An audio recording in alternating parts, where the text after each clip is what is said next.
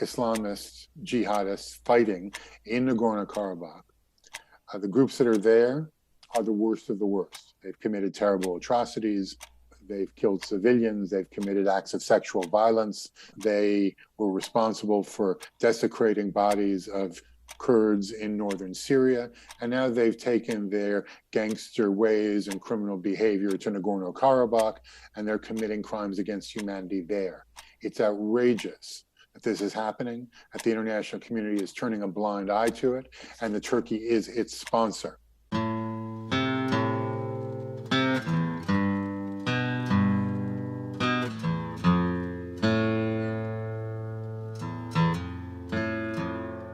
Ladies and gentlemen, dear friends of Faces of Armenia, we welcome you to another special series on Artsakh.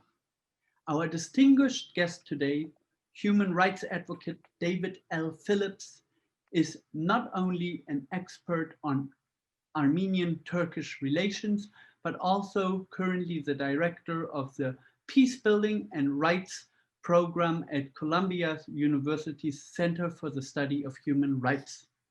But before we get started, let me drop a quick note on the format.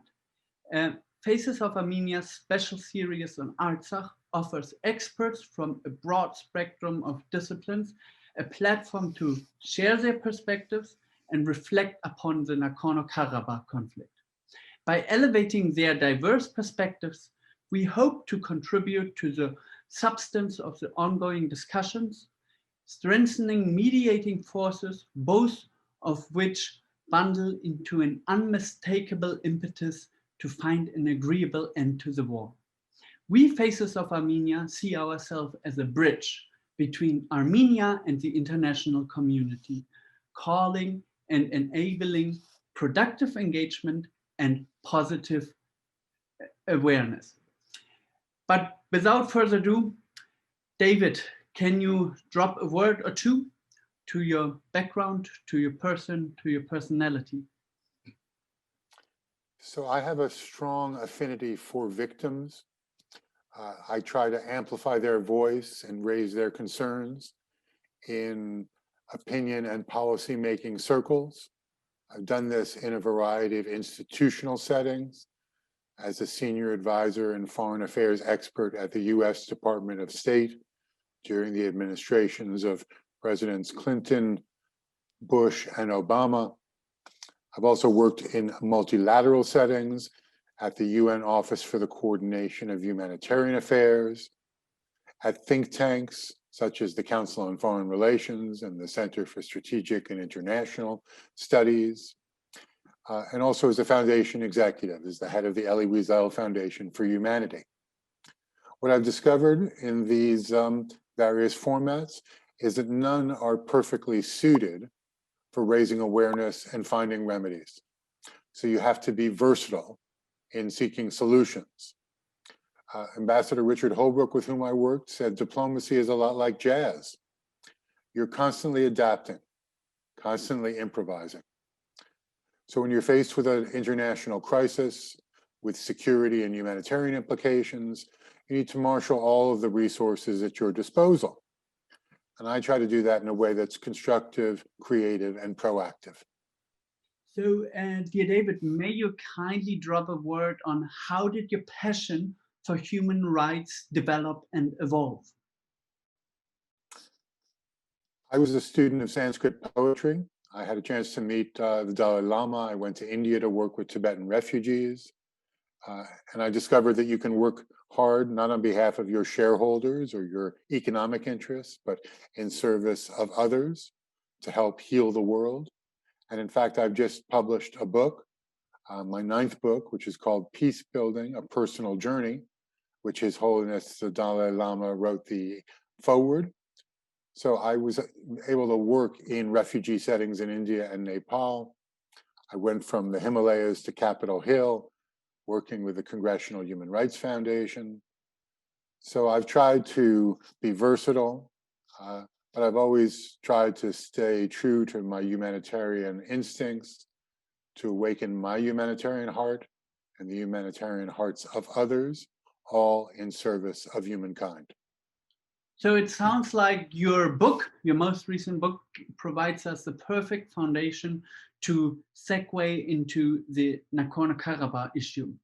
And if you, with a few words, like to describe the origins of the conflict which help serve the groundway, the runway for our discussion. Well, let me tell you about my involvement. I organized a shared history initiative between universities in Turkey and Greece on the fire of Izmir, the burning of Smyrna. I had US officials approach me and said, could you organize a similar historical dialogue between Turks and Armenians? I rather naively and hopefully took on the assignment. I quickly realized that there was not much room for dialogue. That to the Armenian nation, there was only one version of the truth, and that was the truth that accurately recounted the Armenian genocide between 1915 and 1923, when up to 1.5 million Armenians were evicted and died. We set up something called the Turkish-Armenian Reconciliation Commission, which was the first structured dialogue between Turks and Armenians over their relations. It quickly was apparent that we couldn't really talk about the future until we addressed the past. So we had extensive discussions about the Armenian genocide and what we could do to address it. Of course, some Turks are in denial. So we felt we needed to seek a advisory opinion on, quote, the applicability of the Genocide Convention to the events in the early 20th century. We put together a team of lawyers and we released a statement that was facilitated by the International Center for Transitional Justice, which essentially had two core findings. One was that the Genocide Convention had been adopted in 1948.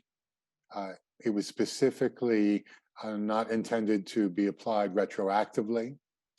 So any financial or territorial claims justified by the Genocide Convention would be null and void. This was much to the Turkish liking.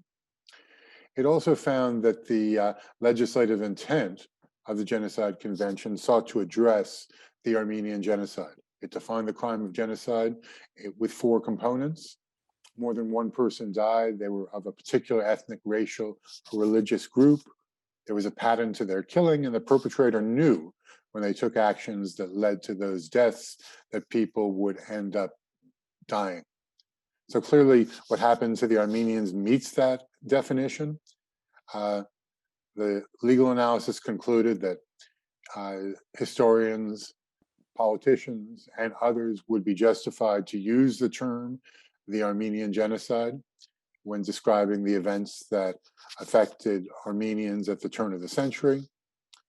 We also compiled a diplomatic history of the Turkey-Armenia protocols, which was negotiated by Turkish and Armenian diplomats, but which in 2009 Tayyip Erdogan scuttled. So a lot of work went into trying to build some bridges to promote better mutual understanding. But as long as Turkey continues with its denial of the Armenian genocide and its official policy of rejecting claims by Armenians of what happened, we're going to be at loggerheads. That's what's brought us to this moment. And tragically, the recurrence of violent conflict in Nagorno-Karabakh reminds us of Turkey's nefarious role and the need to address these problems, not with a ceasefire, but with a final solution which is sustainable. And so what did you learn from your experience trying to bring together Turkey and Armenia? Both, do you see like different stakeholders, political, civil society, business community, and do they have different perspectives on reconciliation, and can you apply their lessons potentially to Azerbaijan, Armenia?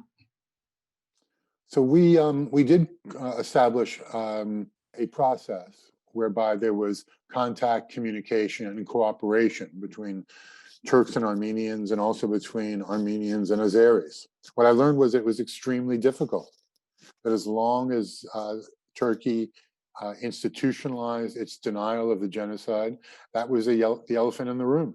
And there was no way of ignoring it or working around it. Likewise, because Azerbaijan is a Turkic brethren of Turkey itself, there was very little room in Azeri society for interaction with Armenians. It's a small group of progressive and bold thinkers who were prepared to do so. There's a lot of pressure on Azeris not to engage at all.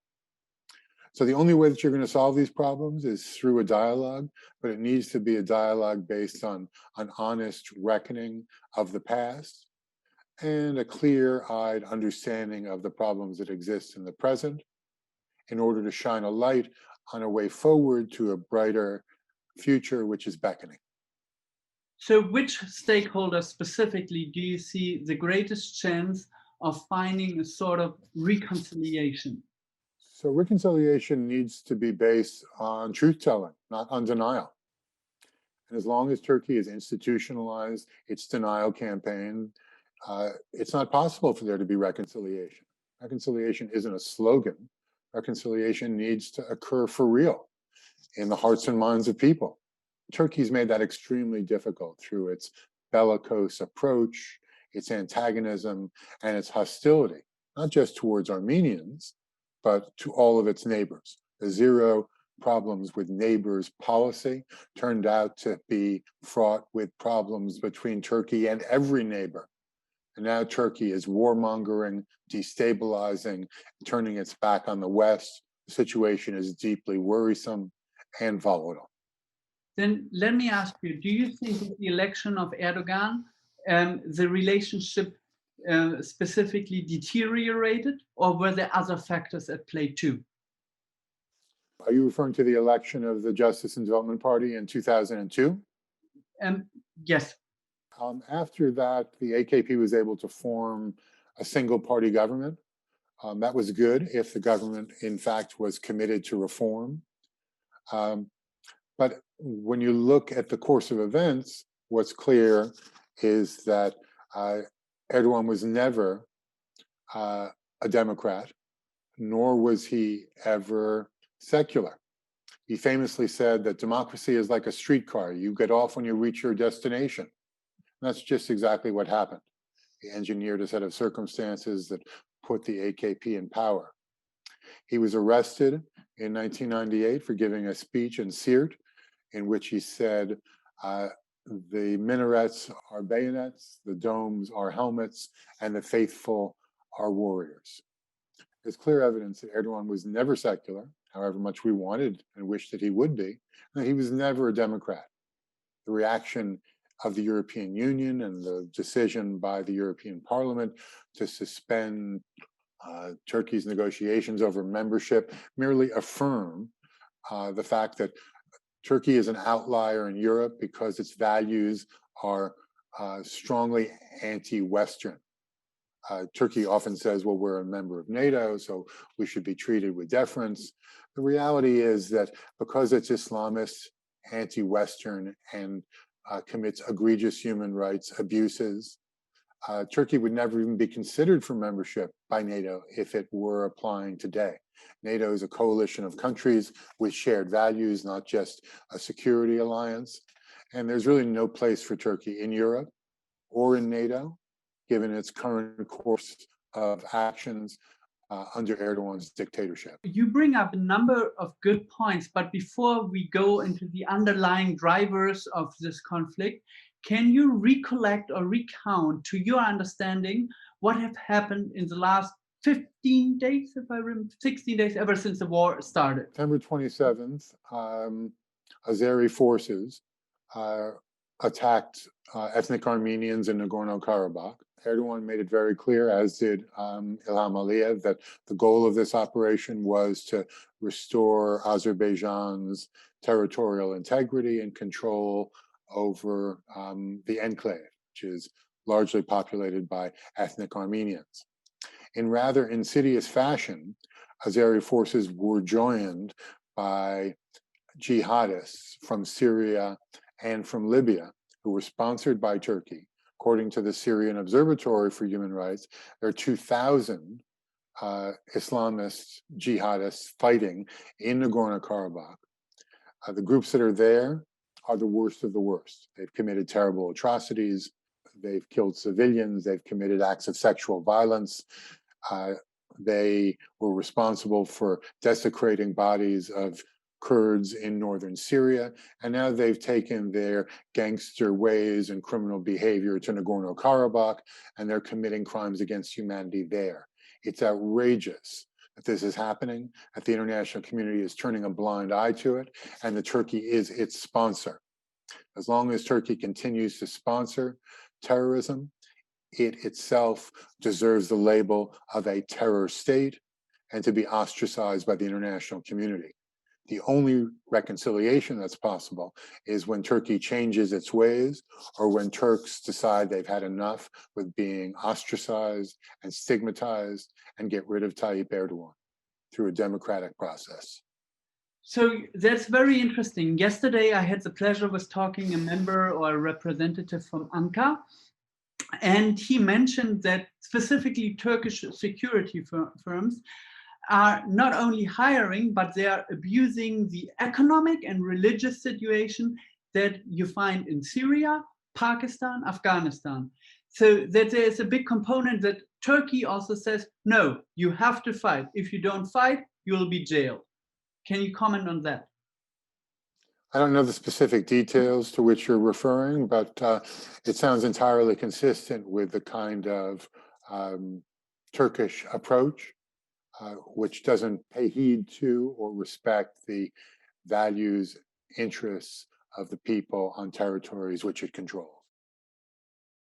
The American people have to recognize that in their name, we are failing to take action to save human lives, and that tens of thousands of people are being displaced and thousands being killed because the US is failing to project its influence using diplomacy.